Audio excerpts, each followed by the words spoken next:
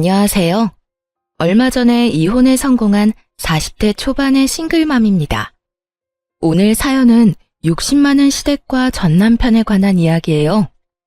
그들의 욕심이 스스로를 어떻게 무너지게 만들었는지 모두 이야기해 드릴게요. 남편과는 20대 후반에 만나 30대 초반에 결혼했어요. 솔직히 30대 초반에 결혼할 생각은 없었지만 아이가 생기는 바람에 어쩔 수 없이 결혼하게 된 상황이었죠. 아이 때문에 한 결혼이라 많은 것을 포기해야 했어요. 한 번뿐인 신혼여행조차 마음대로 갈 수가 없었죠. 멋진 유럽으로 가고팠지만 뱃속의 아이가 걱정되어 비행기를 탈 수 없었습니다. 그때 남편이 이런 이야기를 해줬어요. 내가 돈 많이 벌어서 나중에 우리 애랑 당신 해외로 꼭 여행 보내줄게. 신혼여행이라 생각하고 즐겁게 가자. 그러니까 너무 섭섭해하지 마. 고마워.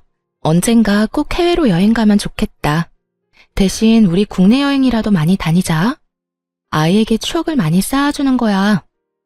그런데 결혼 후에도 여행을 자주 가지 못했어요. 왜냐하면 남편의 벌이가 시원찮았거든요. 남편은 중소기업에 다니는 직장인으로 월급이 굉장히 적었어요. 저 역시 그렇게 돈을 많이 버는 직업은 아니었고요. 결혼식 때 뱃속에 있던 아이가 4살이 될 때까지 여행은 꿈도 꾸지 못했어요. 뒤늦게라도 신혼여행을 보내주겠다던 남편의 약속은 흐릿해져만 갔죠. 그런데 어느 날 친정엄마가 살짝 말했어요. 너 요즘 많이 힘드니? 내내 일에만 치여 살잖아. 너희 신혼여행은 이제 그냥 안 가기로 결정한 거야? 그런 거 아니야. 둘이서 돈을 모으고는 있는데 잘 안 모여. 매달 경조사비로 빠져나가서 어쩔 수 없는 것 같아. 애 다 키워놓고 나서라면 또 모를까. 너랑 김서방 둘 다 박봉이라 애 키우기 많이 힘들 거야. 그래도 이렇게 쫓기듯 사는 건 아니라고 생각해.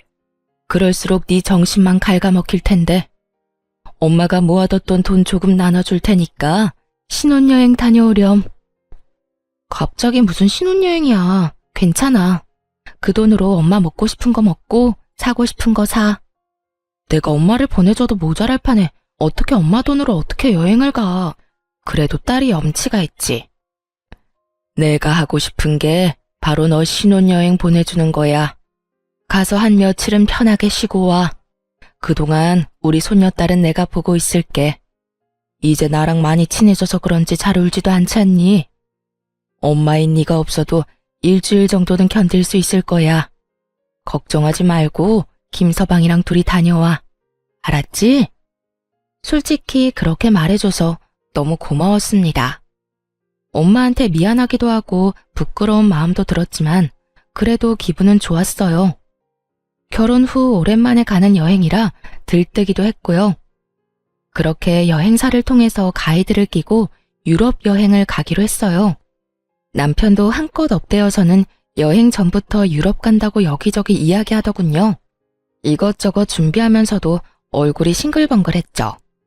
그런데 그 소식을 들은 시모가 매일 전체 메신저방에 문자를 보내기 시작했어요. 자기들은 해외 구경도 못 해봤는데 너무 부럽다며 징징거리는 내용을요. 에휴, 너희는 좋겠다. 그렇게 여행 갈 여유도 있고. 우리는 늙어서 이제 돈도 많이 못 벌고 여행 갈 일도 없는데.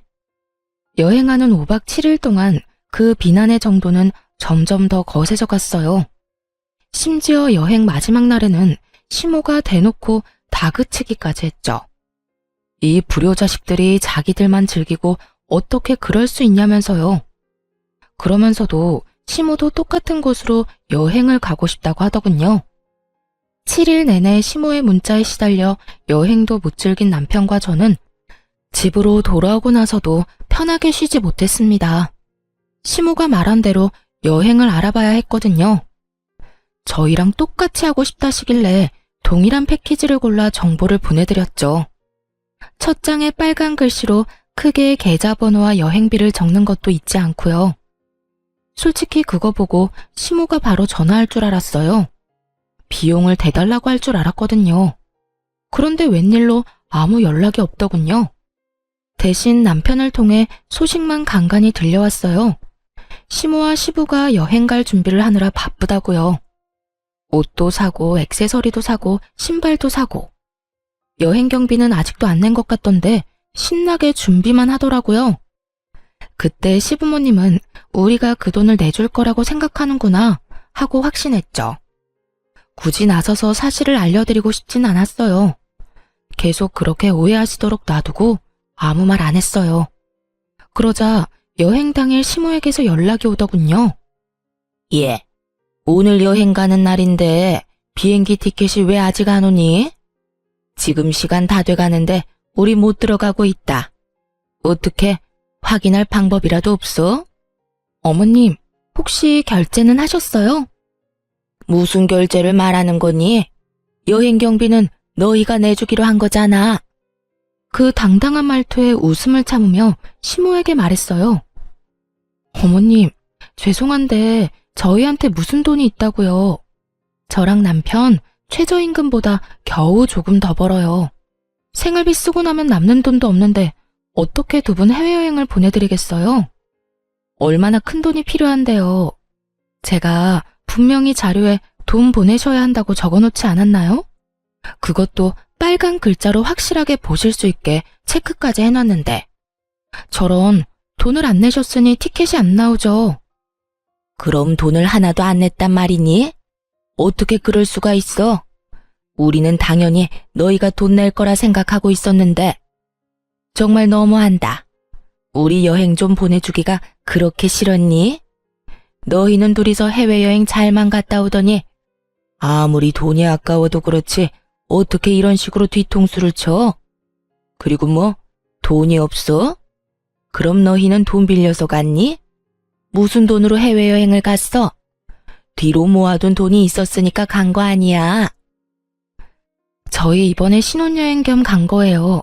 그리고 비용은 친정어머니가 주셨어요.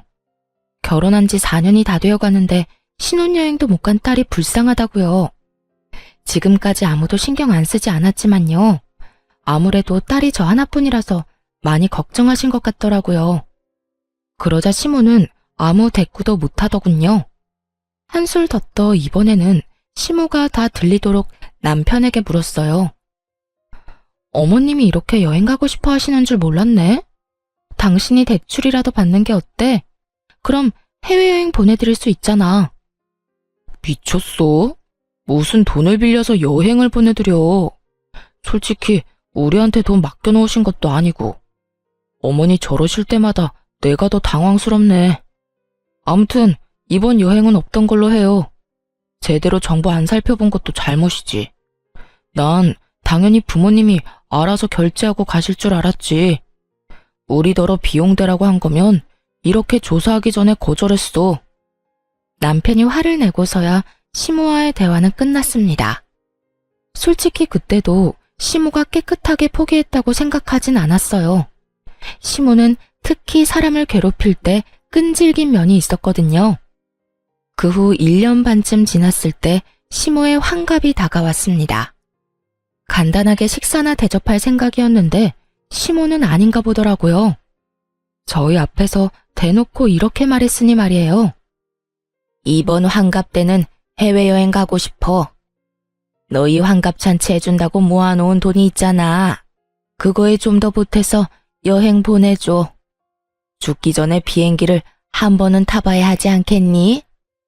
이럴 때는 딸이 없는 게 서럽다 서러워. 무심한 아들의 며느리뿐이니 원. 내가 여행도 한번 제대로 가보지 못하고 이렇게 산다. 그게 어디 딸과 아들의 문제겠어요? 아들도 부모를 지극하게 생각하면 여행비 정도는 내드릴 텐데 그럴 생각도 돈도 없는 남편이니 시부모님이 해외여행 한번 못 가신 거죠. 시모가 그 사실을 아는지 모르는지 알 수 없지만요. 어쨌든 환갑잔치를 위해 모아놓은 돈이 좀 있었기에 남편에게 가능하냐고 물었죠. 어머님이랑 아버님 모시고 해외여행 갈 정도는 돼? 혹시 예산 부족하면 나는 빠질게. 솔직히 거기에 끼고 싶지 않았습니다. 그런데 시모가 그러더군요. 네가 왜 빠져? 너도 같이 가야지. 그리고 이번 여행 계획은 꼭 네가 짜야 한다. 여행사에 다 맡기는 거 나 별로 안 좋아해. 알았지? 그 이야기를 듣는데 귀찮다는 생각만 들더군요. 그래서 시댁에서 돌아오자마자 남편에게 말했어요. 두 분 모시고 가는 여행 계획 당신이 세워. 나는 일하는데 애도 봐야 하고 너무 바빠. 그것까지 할 시간 없어. 그리고 당신이 어머님 취향 다 알잖아.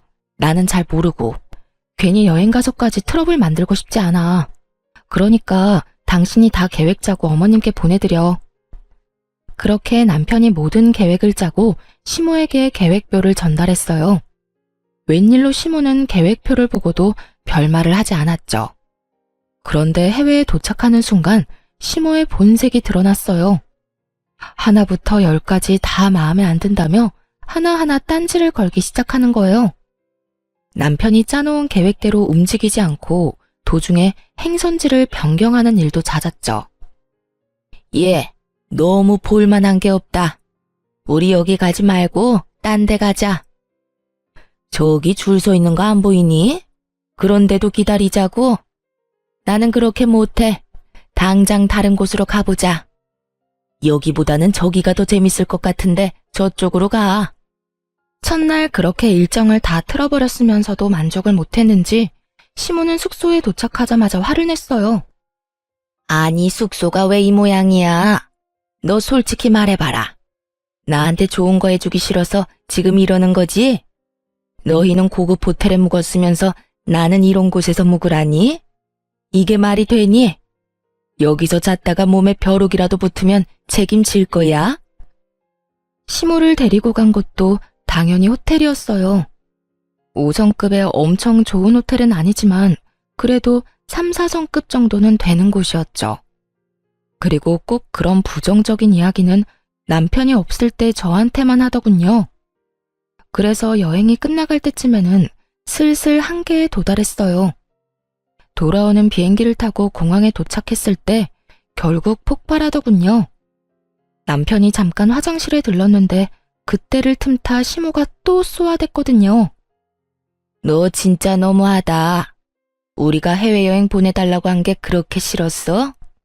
그래서 이딴 식으로 사람 괴롭히는 거야? 아니, 숙소도 마음에 하나도 안 들고 관광지도 별로고. 솔직히 말해봐라. 우리한테 좋은 거 해주기 싫었지? 하나만 봐도 네가 우리를 어떻게 생각하는지 다 보여. 이런 식으로 성의 없이 한 바퀴 돌고 오면 그냥 끝이라고 생각하는 거지. 저번에도 느꼈지만 넌 정말 뻔뻔해. 시부모를 모시고 다니면서 세상에 이따위로밖에 못하니? 그저 조용히 그 말을 듣고만 있었어요. 저 멀리 남편이 화장실에서 돌아오더군요. 곧이어 남편이 제 앞에 도착했을 때 남편을 똑바로 보며 말했죠. 당신 진짜 너무하다. 어머님이 해외여행 보내달라고 하신 게 그렇게 싫었어? 그래서 그딴 식으로 사람 괴롭히는 거야? 어머님께서 숙소도 맘에 하나도 안 들고 관광지도 별로셨대. 어머님이 방금 얼마나 화 많이 내셨는지 당신 모르지? 이런 식으로 성의 없이 한 바퀴 돌고 오면 끝이야? 부모님 모시고 이따위로밖에 못하는 거냐고. 뜬금없이 화를 내자 남편은 벙찐 표정을 지었어요. 그 옆에 있던 시모가 무척 당황하며 저한테 따졌죠. 너 왜 이래? 왜 우리 아들한테 화내니? 난 너한테. 어머님, 그냥 넘어가지 마세요. 싫은 건 확실히 짚고 넘어가야죠. 이번 여행 계획이랑 예약 다 남편이 한 거거든요. 저는 손가락 하나 안 댔어요.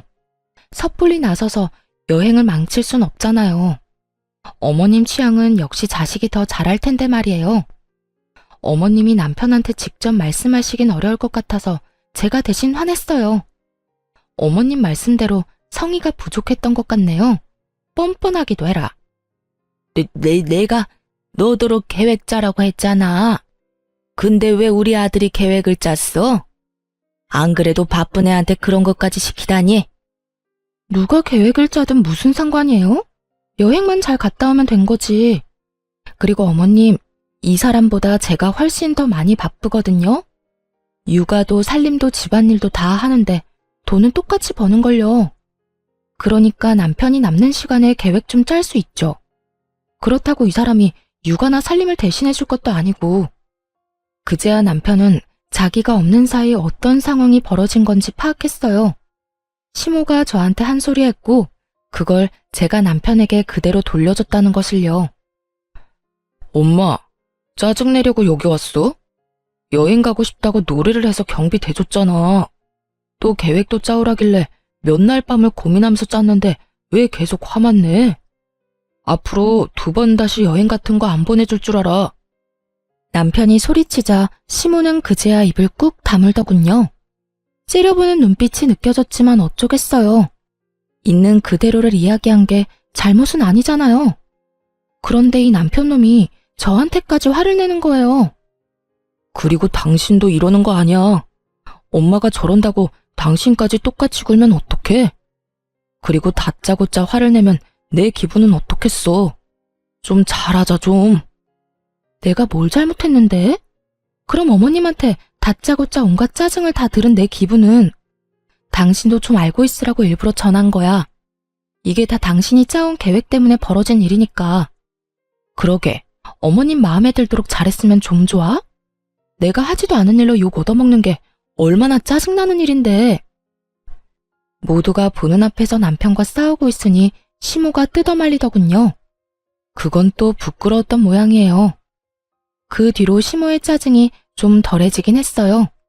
저한테 짜증을 내봤자 자기 자식 힘들게 하는 것임을 깨달았는지 마구잡이로 트집 잡는 일은 줄었습니다.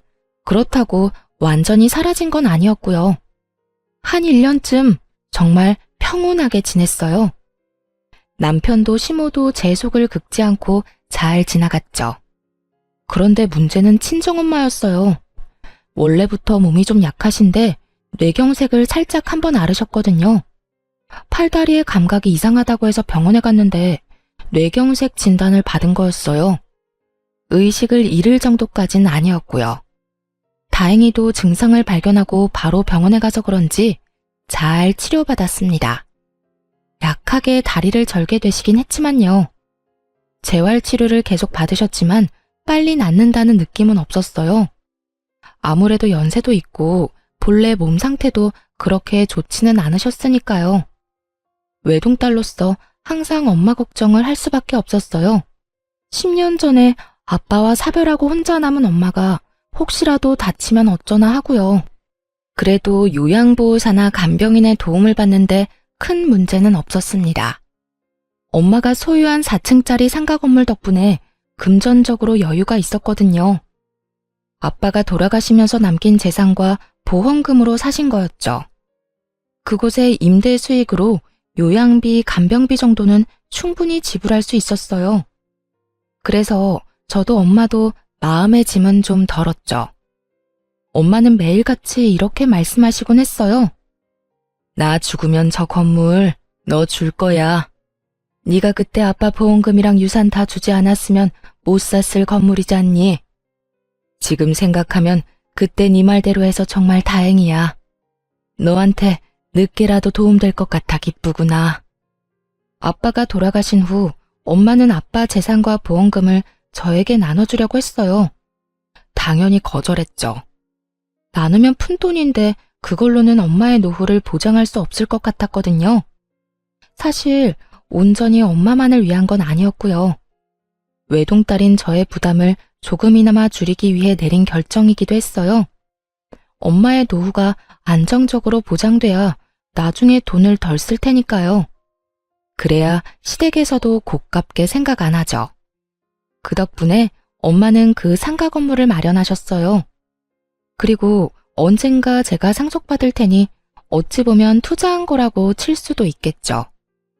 당장 돈을 만질 수는 없지만 지속적으로 엄마에게 수익을 드리고 미래까지 보장한 좋은 결정이었다고 지금도 생각하고 있었어요. 엄마가 아프시고 나서는 시간 날 때마다 대신 건물을 관리하게 됐어요. 그러다 상가 건물의 1층 점포가 비었을 때 뜻밖의 연락을 받았죠. 예, 사부인이 가지고 있는 건물 1층에 상점 빠졌던데 거기 지금 점포 구하고 있지? 아, 네. 빨리 채워넣기는 해야 하는데 상황이 좀 여의치 않아서요. 어떻게 할지 고민 중이신 것 같더라고요. 일단 둘이 뭉실하게 말했어요. 그 점포를 당장 채울 생각은 없었거든요. 어머니도 같은 의견이었고요. 물론 이유는 다 따로 있었죠. 그러면 우리가 거기 들어가면 안 되겠니? 너도 알다시피 우리 지금 반찬 가게 하려고 생각 중이잖아. 아무래도 이번에는 잘 될 것 같아서 말이다. 저번에는 목이 안 좋아서 망한 것 같은데 그쪽은 꽤 사람이 많이 다니니까. 그런데 열면 우리 가게도 번창하겠지. 안사돈한테 한번 물어봐 줄래? 일단 여쭤보긴 할게요. 시모는 아주 행복한 상상에 빠져 있더군요. 시모에게 장사 소질이 없다는 건 주변 사람 모두가 알고 있는 사실이었어요. 당사자만 모르고 있었죠. 가게가 망한 이유를 남 탓으로만 돌리니 미련을 못 버리고 계속 도전하는 거였고요. 엄마, 시댁에서 1층에 들어오고 싶다는데 좀 그렇지? 아무리 그래도 2층 사장님 생각하면. 절대 안 돼. 원래 사돈 간에 이런 거래는 하는 거 아니야. 혹시라도 못 볼 꼴 보면 어쩌려고. 게다가 지금 상황이 좋은 것도 아니잖니. 무턱대고 1층에 점포 들였다가 또 무슨 일 날 줄 알고. 친정엄마가 그렇게 말하는 이유가 있었어요. 이전 1층 가게 사장님이 계약 기간을 다 못 채우고 중도에 나갔거든요. 그 이유는 2층 사장님 때문이었어요. 매번 만날 때마다 다투더니 결국 참다 못한 1층 사장님이 먼저 나가버린 거예요. 2층 사장님과의 계약은 앞으로 9개월 정도가 남아 있었고 엄마와 전 2층을 내보내기 전까지 1층에 가게를 받을 생각이 없었죠. 솔직하게 말해서 시댁에 괜한 꼬투리 잡히기 싫어서 거절하기로 한 거였어요. 어머님, 친정어머니한테 말씀드려봤는데 아무래도 안 될 것 같아요. 사실 상황이 좋지가 않거든요. 다른 곳을 알아보시는 게 어떨까요? 조심스레 거절의 말을 건넸는데 돌아온 건 시모의 냉랭한 대답이었죠. 상가 그거 하나 갖고 있다고 유세는. 아니 사람 있는데 비워달라는 것도 아니고 아무도 없는 곳에 좀 들어가겠다는데 뭐가 잘나서 그렇게 고가워?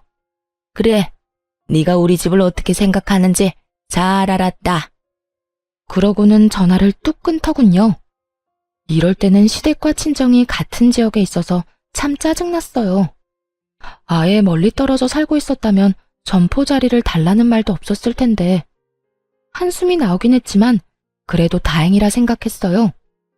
엄마가 그런 시모와 마주하지 않아도 된다니 안심이었죠. 그런데 며칠 뒤 친정엄마에게서 묘한 소식을 들었어요. 예, 안사돈 대체 왜 그러신다니? 세상에, 사람을 완전 쓰레기로 만들어서 소문내고 다닌대. 설마 내가 점포 안 내줬다고 그러시는 거니?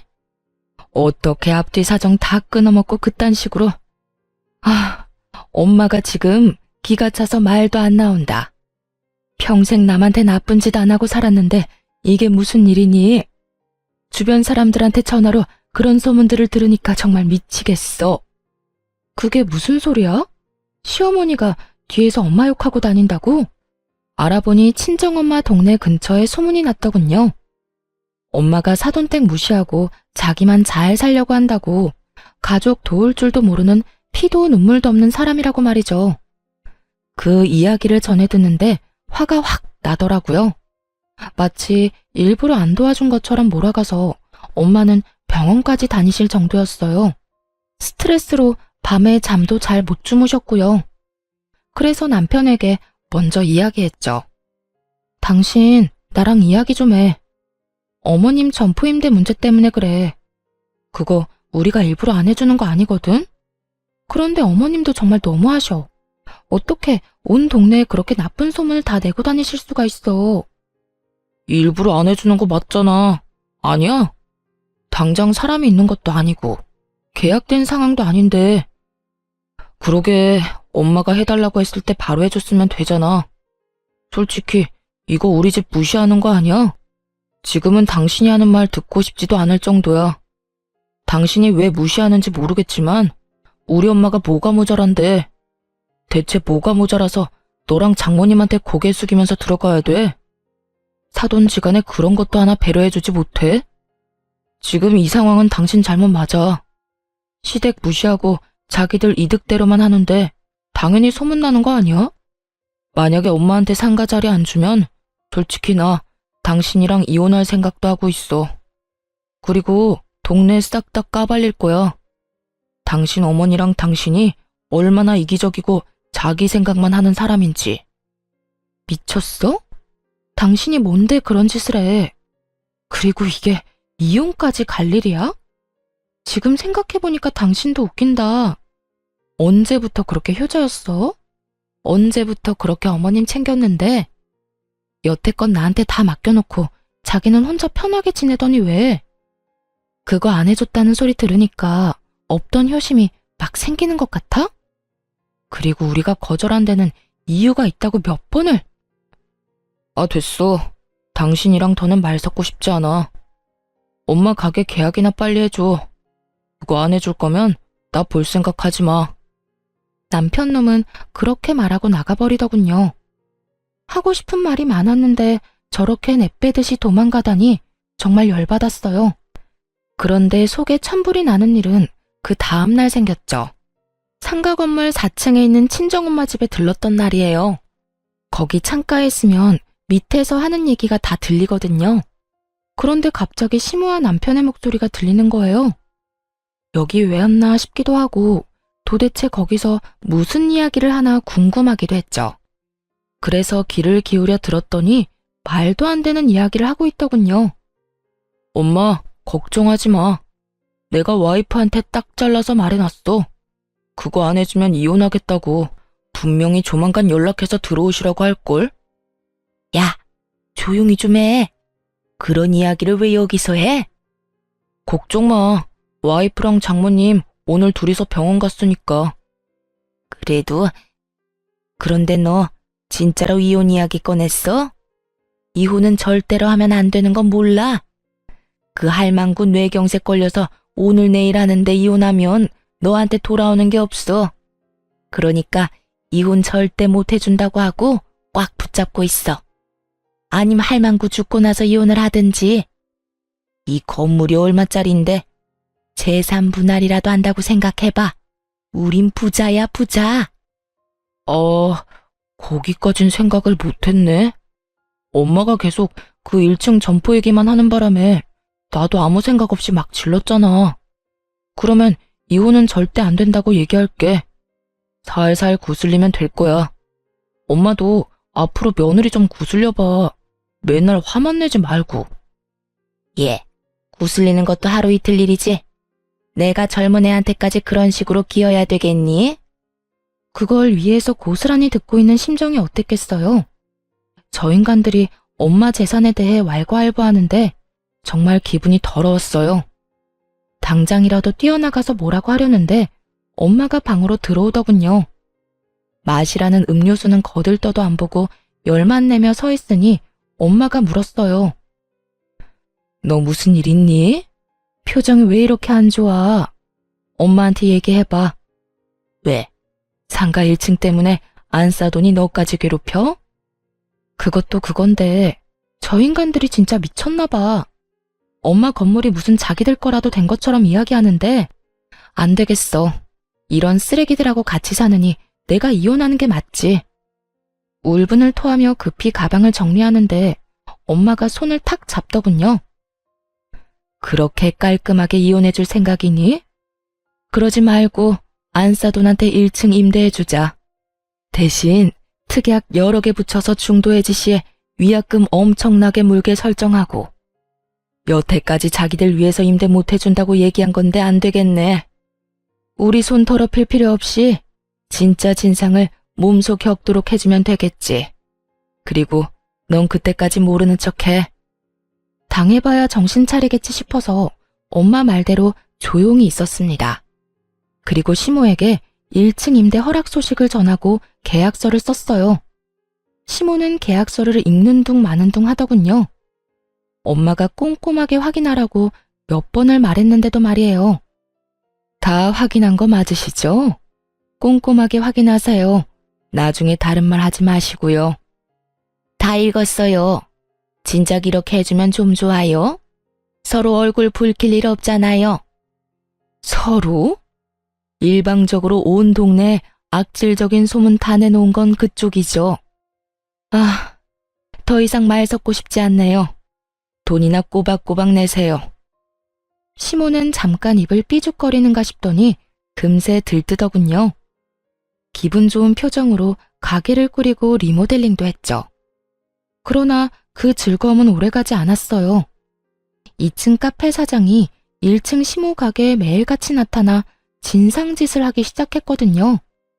시모는 성질을 죽이고 처음에는 내내 하며 조심스럽게 대했지만 끝이 없었어요. 2층 사장이 계속해서 불평불만을 쏟아냈거든요. 결국 2층 사장을 어떻게든 하라며 전화했길래 거기다 대고 말했죠. 어머님, 처음에 1층 임대 안 해드리려고 한 이유가 바로 이거예요. 1층 사장님이 2층 사장님 괴롭힘 때문에 못 견디고 나가셨거든요. 그거 감안하고 계약하신 거 아니었어요? 저한테 이야기하셔도 해결 방법은 없어요. 두 사람 중 한 사람이 나가야 끝나는 거죠. 나 몰라라 하는 저와 엄마 때문에 시모는 머리끝까지 화가 난 모양이었어요. 이런 게 어딨어? 이건 사기야. 2층 사장이 얼마나 진상인데 우리가 왜 나가? 저 사람이 나가야지. 2층 계약 기간 아직 남았어요.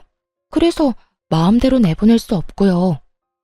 사실 6개월 후에 2층 계약이 만료되면 연장하지 않을 거였거든요. 연장 의지가 없음을 미리 밝혔고 상대방도 마찬가지고요. 그렇지만 그 사실을 시모에게 알려주지는 않았어요. 희망이 보이지 않아야 더 힘든 법이잖아요. 결국 시모는 4개월 내내 그 2층 사장에게 시달렸어요. 반찬 가게라 어쩔 수 없는데도 냄새가 나니까 어떻게 좀 해달라. 시모가 전화라도 하고 있으면 시끄러우니 조용히 해달라. 1층 앞은 너희가 깨끗하게 쓸고 닦아라 등등 수많은 진상짓을 당했죠. 결국 시모는 1년의 계약 기간도 다 못 채우고 해지를 하겠다며 난리를 피우더군요. 그런데 어머님, 중도 해지하면 위약금 무셔야 해요. 보증금만큼 내셔야 하는데 가능하시겠어요? 어려우실 것 같으면 여기 대신 들어올 사람 찾든지요. 여길 누가 들어와?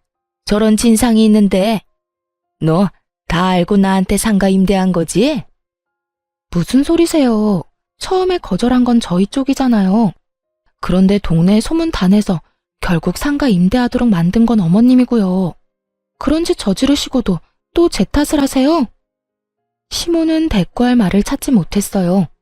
그 이후로 열심히 1층 상가에 들어올 사람을 찾았지만 아무도 없었어요. 당연한 이야기였죠.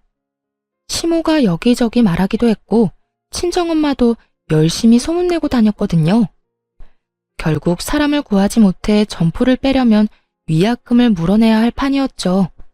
그러자 시모와 남편이 저와 엄마를 찾아와 난리를 피우더군요. 이거 어쩔 거야? 난 위약금 못 내. 내가 거기에 들인 돈이 얼만데. 돈 벌지도 못하고 적자만 한가득인데 왜 위약금까지 내야 해? 계약서에 사인하실 때 꼼꼼히 읽어보라고 말씀드렸잖아요. 다 읽고 도장까지 찍은 마당에 안 주시면 저희는 법대로 하는 수밖에요. 사부인, 내가 부탁 좀 할게요. 제발 이 돈 좀 까주세요. 없던 일로 해달라고요. 응? 우리 사이에 이러기에요? 장모님, 부탁드립니다. 저희 부모님 지금 한 푼도 없으세요. 위약금 물 돈 없어요. 그 보증금은 두 분 노후 자금이라고요. 남편과 시모가 애원하자 엄마가 말했어요. 그래? 그럼 자네 우리 딸이랑 이혼하게. 얌전히 이혼해주면 위약금은 없던 일로 해주겠네. 이혼이요? 갑자기 무슨... 자네가 내 딸한테 상가 임대 안 해주면 이혼도 불사하겠다고 했다면서? 뭐하러 그렇게 살아? 그냥 헤어져. 내 딸도 그러길 바라고 있고. 그리고 위약금을 준대도 이혼은 시킬 거네. 그러니까 잘 선택해. 돈이라도 안 내고 이혼할 건지, 돈 내고 이혼할 건지. 남편이 고민하자 시모가 넙죽 말하더군요. 뭘 고민해? 어차피 이혼시키겠다는데 돈 안 주고 이혼하는 게 맞지? 이혼합시다. 그러면 보증금은 돌려주는 거 맞죠? 그렇게 남편과 이혼하게 됐습니다. 엄마 상가 때문에 이혼은 절대 안 된다고 했던 시모도 별 수 없었던 거죠. 눈앞에서 거액의 보증금이 날아가게 생겼으니까요. 이혼 소송이 끝날 때쯤 상가 2층도 비어졌어요. 이혼하고 받은 위자료와 재산 분할로 받은 돈을 합해서 리모델링을 했죠. 사실 그동안 네일 아트를 배웠거든요. 1층에는 저의 네일 가게를 차렸고 2층에는 친구가 하는 미용실을 들였어요. 둘 다 미용업종이라 함께 이용하면 할인을 해줬죠. 그리고 자리가 없을 때는 서로의 대기실을 빌리기도 했고요. 그러다 보니 두 가게 모두를 찾는 손님들이 늘어나더라고요. 상권 분석을 잘한 건지 아니면 근처에 비슷한 업종이 드물게 있어서 그런지 서서히 장사가 잘 되기 시작했어요. 이혼하고 5개월쯤 지났을 때 명절을 앞두고 외가 친척분들이 가게에 왔어요. 명절이라 문을 닫으려고 했는데 친척 여자분들을 간단하게 꾸며드리려고 모셨죠. 그런데 그때 누가 네일숍 안으로 훅 들어오더군요. 바로 시모였어요. 야, 당장 나와. 너 우리한테 사기쳤지? 2층 진상 금방 나갈 거 알았으면서 왜 말 안 했어? 우리 가게에서 빼버리려고 그런 거지? 그래놓고 그 자리에서 지금 장사를 하겠다 이거야? 여기 내가 계약한 곳이었어. 진상만 아니었으면 지금까지 잘 영업했을 거라고. 나만 망할 수 있냐? 너도 같이 망해야지.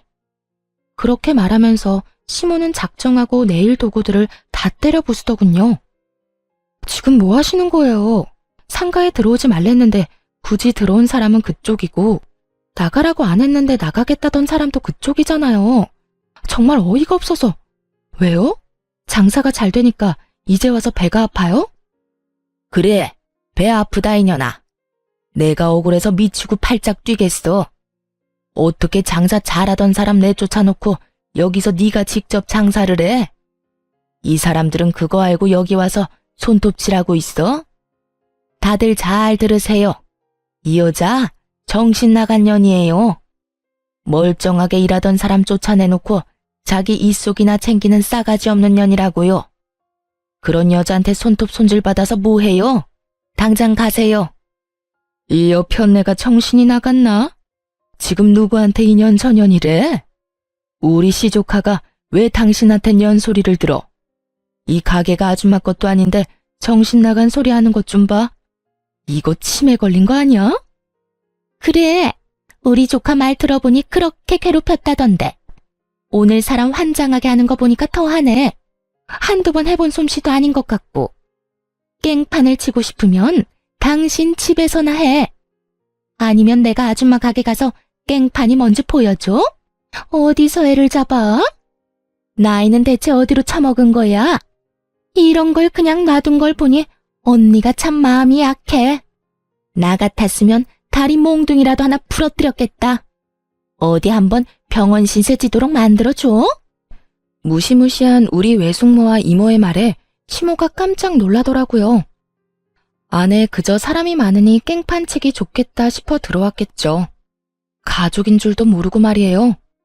놀란 시모가 주춤거리는 사이에 엄마가 나와 말했어요. 이제 우리하고 남 아니에요? 왜 여기 와서 소란을 피워요? 오늘 부서진 것들 모두 계산해서 변상하세요. 여기 CCTV 달린 거 보이죠? 변상 안 해주면 경찰에 신고하든 고소하든 할 테니까 각오하고 있어요. 결국 시모는 가게에서 도망치듯 나갔어요. 변상은커녕 땡전 한 푼도 없는 게 분명했죠. 나가는 뒤통수에 대고 동네 사람들 들으라고 크게 말했어요. 이혼시킨 전 며느리 가게가 잘 돼서 배 아픈 건 알겠는데 이런 식으로 와서 깽판 치고 다 부숴놓고 가면 안 되죠. 또 진상짓 하면 경찰에 연락합니다. 그렇게 말하자 옆 앞가게에서 무슨 일인지 빼꼼히 목 빼고 구경하더군요. 그런 시선을 도저히 견디기 힘들었나 봅니다. 시모는 고개를 푹 숙이고 손바닥으로 얼굴을 가리며 도망가듯 떠났어요. 한 번만 더 이 근처에 오면 경찰에 바로 신고할 거예요. 그 이후 시모는 근처에 얼씬도 하지 못했어요. 소문을 들어보니 쪽팔려서 집 밖으로 나오지도 못하고 있는 것 같더군요. 친한 지인들에게 전해들었겠죠. 전 며느리 가게 잘 되니 가서 진상 부린 전 시모로 소문 쫙 났다고 말이죠. 이 동네에 그 소문을 모르는 사람이 없었거든요. 정말 고소했어요. 친척분들이랑 다 같이 모여서 깔깔 웃었다니까요. 꽁지 빠지게 도망가는 그 모습을 보니 어찌나 속이 시원하던지. 만약 그때 안에 있던 사람들이 진짜 손님들이었으면 아찔했겠지만 다행히 놀러온 친척분들이었기에 웃고 넘길 수 있는 해프닝이 됐죠. 덤으로 시모를 더 쪽팔리게 만들 수도 있었고요. 가게는 계속해서 잘 되었어요. 하지만 좋은 일이 있으면 나쁜 일도 있는 법이죠. 친정엄마가 화장실에 가려고 침대에서 걸어 나오다가 발이 꼬여 넘어진 거예요. 밖으로 나오기 힘들 정도의 밤마비 증상 때문이었죠. 엄마를 발견했을 때는 이미 많이 늦은 상태였어요. 하필이면 그때 잠시 마트에 가서 장을 보고 왔거든요. 머리를 찌으신 건지 피가 많이 났어요. 그렇게 골든타임을 놓쳐버렸고 엄마는 혼수 상태로 계시다 곧 돌아가셨어요. 엄마가 돌아가시고 가장 후회되는 게 함께 여행 한 번 못 가본 거였어요. 어릴 때는 친구들과 노느라 함께하지 못했고 결혼 후에는 살림하고 애 키우느라 함께하지 못했고 이제야 겨우 남편과 시댁에서 벗어났는데 이런 일이 벌어질 줄 누가 알았겠어요. 큰 슬픔과 아픔에 빠져 가게를 보름 넘게 열지 못했습니다. 그래도 계속 쉴 수는 없잖아요. 마음의 정리가 아직 덜 된 상태로 가게 문을 열었는데 전 남편이 찾아왔더군요. 정말 만나고 싶지 않은 사람이었어요. 보는 순간 확 밀려온 구토감을 참느라 죽을 뻔했죠. 장모님 소식 들었어. 몸은 좀 괜찮아? 그래도 전부인이라고 신경 써주나 싶어서 최대한 감정을 누르고 말했어요. 괜찮아. 그런데 무슨 일로 왔어? 장례식은 다 끝났는데? 당신이 힘들까봐 와봤지. 얼마나 힘든지는 모르지만 그래도 누군가에게 기대고 싶을 거 아니야? 아무래도 내가 옆에 있는 게 나을 것 같아서. 이런 기특한 생각을 하는 놈이 아닌데 그 말을 듣는데 의심만 더 생기더군요. 그래도 이제 그건 당신 역할이 아니야. 맞은 건 고마운데 나 진짜 이야기할 힘도 없어. 그래, 이제 내 역할은 아니지. 하지만 잘 생각해봐. 우리가 헤어진 게 어디 우리 둘 때문이겠어? 아니잖아. 우리 엄마 때문에 다 이렇게 틀어진 거잖아. 나 생각 많이 해봤어. 당신이랑 다시 합치고 싶어. 왜 남들 때문에 이혼해서 이렇게 따로 살아야 해? 그때 그 일 아니었으면 우리 지금쯤 이혼 안 하고 잘 살고 있었을 거야. 지금 무슨 헛소리 하는 거야? 우리가 이혼을 한 건 당신이랑 당신 엄마 때문이지. 나는 엄마한테 당한 것 뿐이야. 재혼하면 우리 엄마하고는 영 끊고 살면 돼. 진짜 지독한 사람인 거 나도 잘 알고 있으니까. 요즘 하는 거 보면 진짜 정신 나간 사람 같아. 완전 치매 걸린 노인이 따로 없다니까. 제정신이 아니니까 자식을 이혼시킨 거겠지. 그리고 아직도 잘 되지도 않는 장사하겠다고 돈을 얼마나 쓰는지. 그때 받아간 보증금이 이제는 한 푼도 없어. 이제 와서 나더러 부양하라는데 내가 왜 해? 엄마 때문에 내 인생도 이렇게 망했는데. 이혼남 신세 돼서 지금 앞가림도 못하는데 말이지. 그래서 당신 찾아온 거야. 나 진짜 우리 엄마지만 정 떨어져서 같이 못 살겠어. 왜 그렇게 진상짓을 더 못해서 안달이 난 걸까? 전 남편은 시모를 열심히 욕하며 제가 공감하기를 바라고 있었어요. 하지만 머릿속에 한 가지 생각밖에 안 들었죠. 이놈은 엄마 건물이 내 것이 되자마자 찾아왔구나. 지금도 여전히 우리 엄마 건물만 보고 있는 거예요. 그러니 재결합을 하겠다는 뻔뻔하고도 무시무시한 소리를 하는 거고요. 분노로 몸이 떨렸지만 최대한 참았습니다. 눈동자만 슬쩍 움직여서 가게 안에 설치된 CCTV를 슬쩍 쳐다봤죠. 다행스럽게도 녹화가 잘 되고 있더라고요. 저번에 난리를 피우고 간 시모 때문에 녹음까지 되는 CCTV로 바꿔놨거든요. 그걸 확인하고 헛소리를 늘어놓는 전 남편에게 말했어요. 웃기고 있네. 네가 내 생각이 나서 여기 왔겠어? 너 우리 엄마 건물 때문에 나한테 온 거 눈치 다 깠거든? 엄마 돌아가시자마자 찾아온 거 보니 너도 참 대단하다. 우리가 당신 어머니 때문에 틀어졌다고? 그거 착각이거든?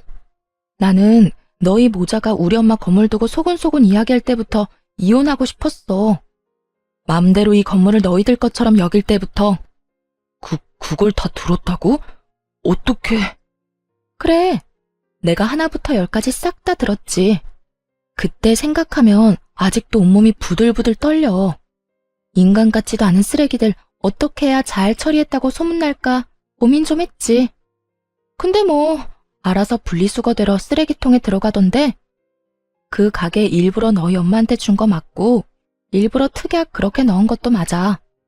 다 알면서 2층 사람 진상인 것도 2층 계약 종료일 다가온다는 사실도 말 안 했어.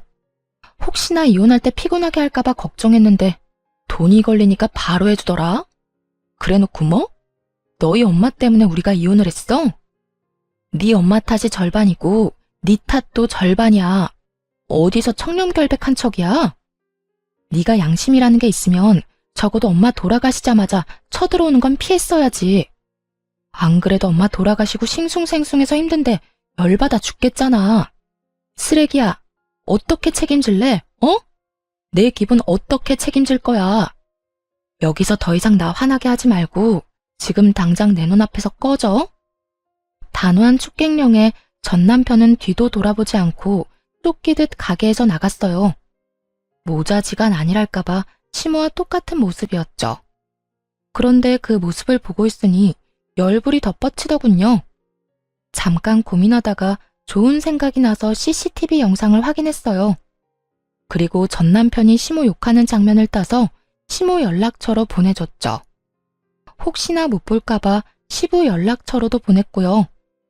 건물이 탐나서 불효막심하게 자기 엄마 욕하는 망할 놈.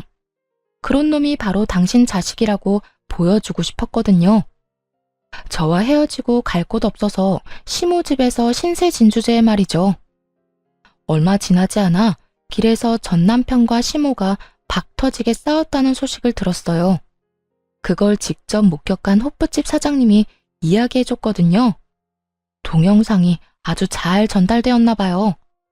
그 할망구가 그날은 완전 눈이 돌았더라니까. 평소에는 그렇게 아들 감싸고 돌더니 말이야. 아들한테 네가 지금 전 며느리한테 그런 말할 군번이냐고. 엄마 집에서 먹고 자고 들러붙어 있는 주제에 어떻게 그러냐고 하더라. 뭐 아들이 엄마 치매 걸렸다느니 진상이라느니 그런 말까지 했다며? 아주 고래고래 고함을 지르는데 늙어서 힘도 없는 할매가 목소리는 얼마나 큰지. 주변 가게에서 다 나와봤지 뭐야. 근데 자식놈도 한마디를 안 지더라. 그때 억지로 가게에 쳐들어가지만 않았어도 자기가 엄마 밑에 안 붙어 있었을 거라고. 다 엄마 탓이니까 책임지는 게 맞다고 얼굴에 철판도 안 깔고 말하더라고. 참나, 두 모자가 똑같더만. 소식을 전해준 호프집 사장님에게 그저 조용히 싱긋 웃어 보였어요. 예상한 대로 두 사람이 확 찢어졌더군요. 그 뒤에는 전 남편이 전시댁에서 쫓겨났다는 이야기를 들었어요. 모아둔 돈도 없이 나가서 뭘 어쩔지는 모르겠지만 무슨 상관이겠어요? 이제는 더 이상 찾아오지 않을 거라는 걸 알기에 마음이 후련했습니다. 욕심 때문에 인생 제대로 꼬여버린 두 사람의 이야기 어떠셨나요? 지금까지 제 이야기 시간 내서 들어주셔서 감사합니다. 좋은 하루 되세요.